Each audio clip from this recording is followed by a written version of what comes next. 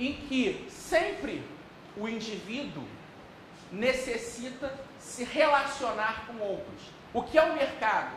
São indivíduos agindo, o sujeito da ação é o indivíduo, sempre, ou são os indivíduos. Não existe uma força, não, o Estado agiu, a empresa agiu. O que é uma empresa? Um conglomerado de indivíduos.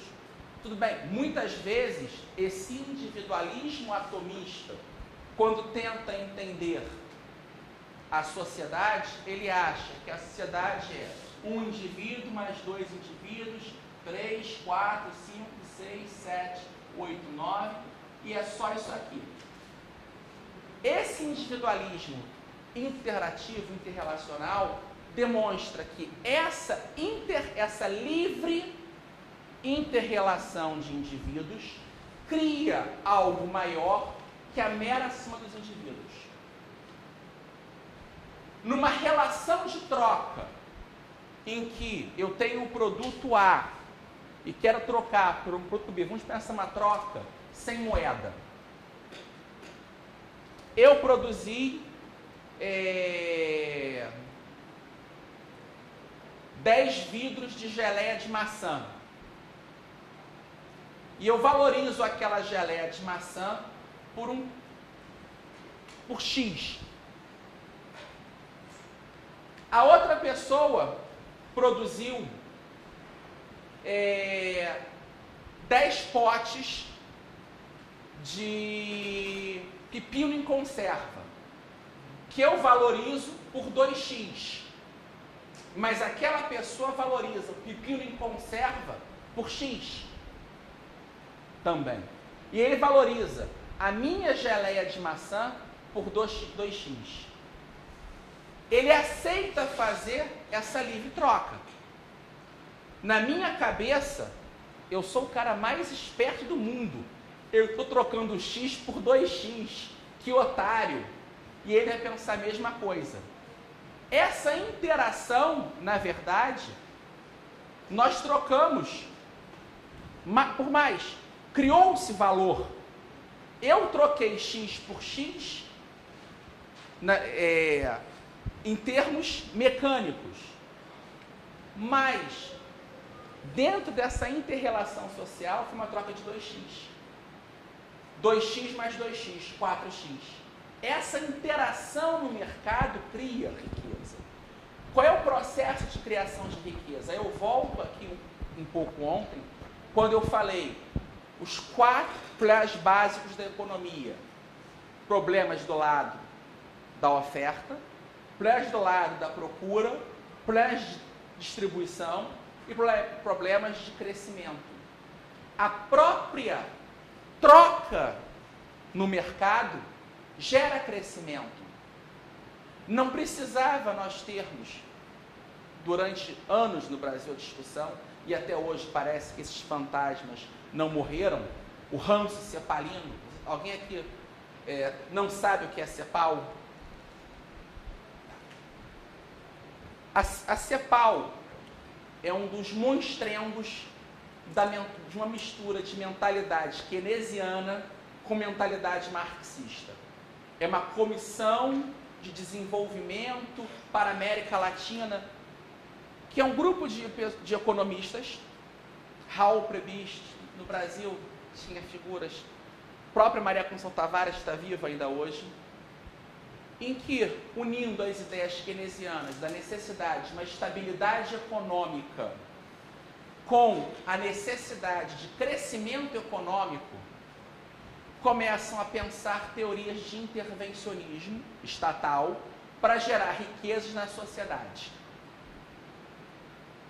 Então, o desenvolvimento, a criação de riquezas, vai se dar por intermédio de uma ação estatal direta para se criar riqueza e depois o Estado vai distribuir a riqueza. É a própria cabeça do ministro Delfim Neto quando disse: primeiro temos que crescer o bolo para depois distribuirmos. E o pior é que muita gente que se diz liberal repete esse discurso. Nós não temos que crescer bolo para distribuir. O mercado vai crescer, o bolo distribuir, de acordo com as preferências individuais dos sujeitos no mercado. É ordem espontânea. Não adianta eu chegar na minha cadeira, e aí voltamos à ideia do Mises, da construção imaginária, de que ele diz: a economia autista, ou seja, uma economia autossuficiente total, em que todos os fatores são possíveis de ser controlados, só se torna possível em dois extremos. Um individualismo total atomista. Robinson Crusoe sozinho numa ilha. O outro extremo, uma economia socialista perfeita, coisa que nunca existiu. Em termos de brincadeira, eu posso dizer que a palavra perfeito e a palavra socialista são antagônicas, e que o socialismo perfeito é uma contradição em termos. Mas quando Mises diz socialismo perfeito, ele entende uma sociedade socialista que o planejador central, o burocrata em sua cadeira, pudesse controlar todos os aspectos individuais da economia. Depois da queda do Muro de Berlim, e antes dela já se sabia disso, a União Soviética tinha um dos maiores mercados informais do mundo.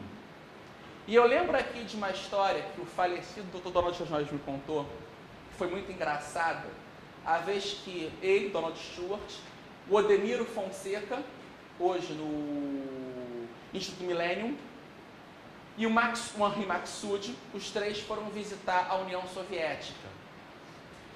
E o Maxud, ele é uma figura, eu acho uma pessoa que nós temos que procurar e convidar ele, pelo menos para contar as memórias do trabalho dele de divulgação da escola austríaca no Brasil, a luta contra o intervencionismo do Plano Cruzado, a briga contra a Constituição de 88.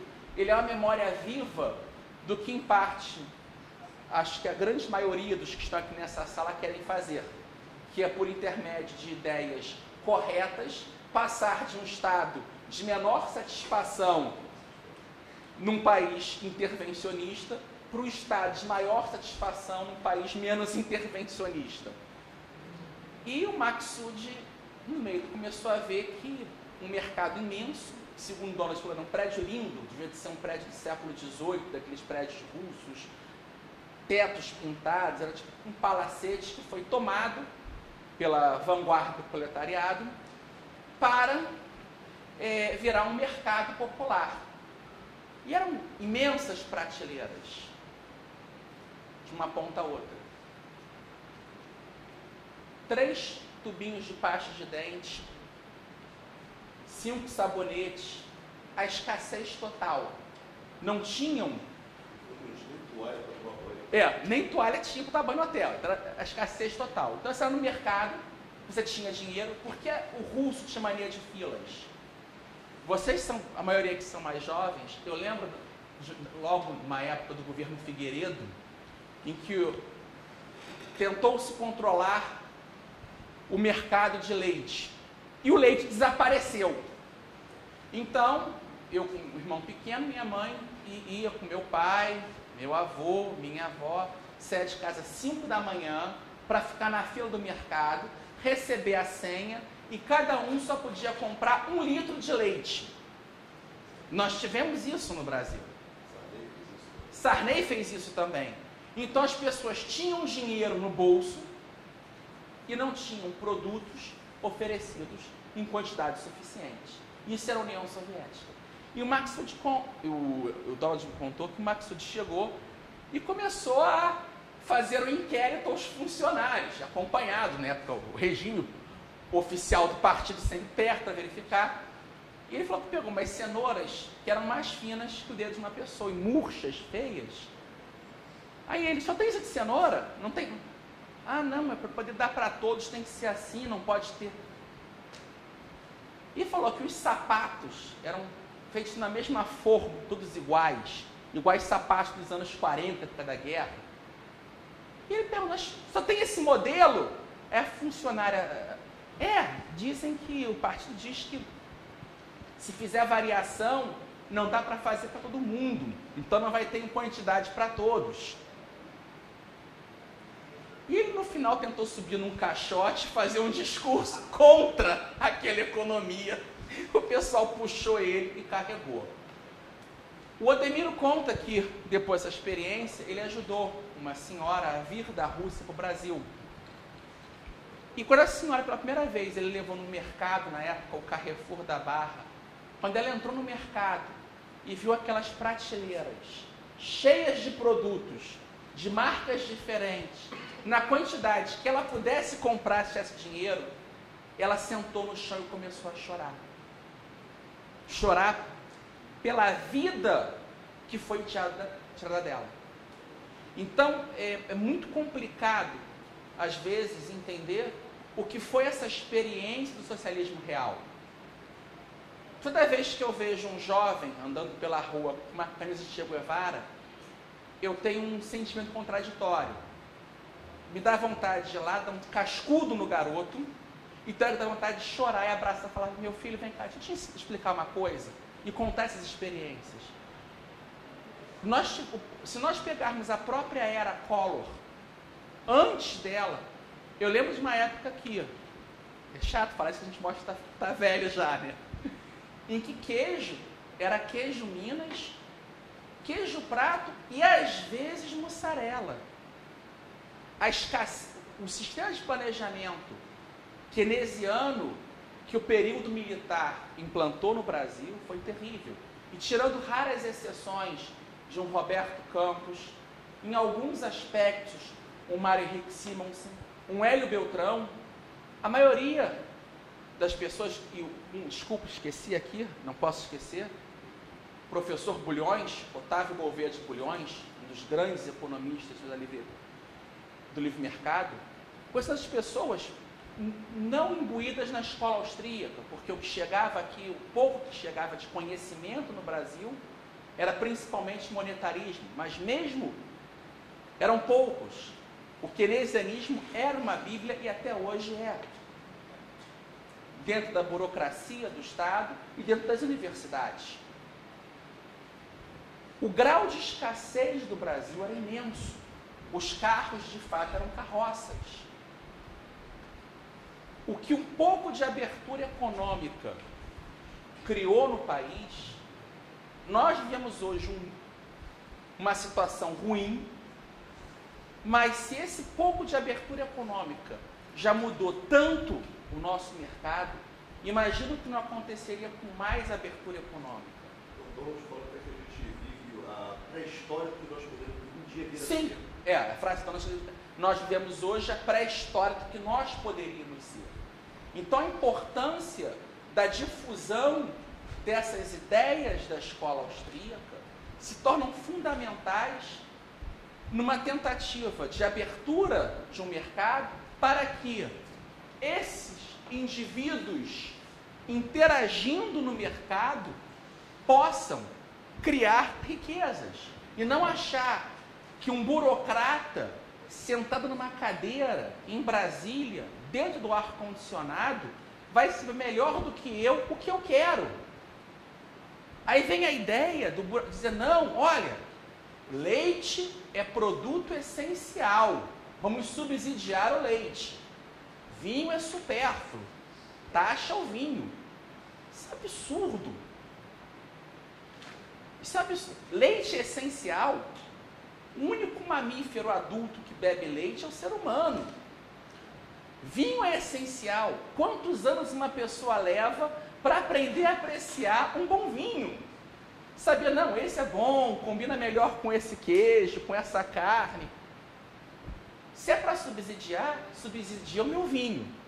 Mas se é para subsidiar, não subsidia nada. Eu até falo brincando isso, mas é imoral o subsídio, porque você interfere nas escolhas individuais. Ah, mas se eu não subsidiar o leite, não vai ter leite suficiente, porque o preço vai ser muito baixo. Não vai ser baixo, porque o consumidor não está valorizando aquilo.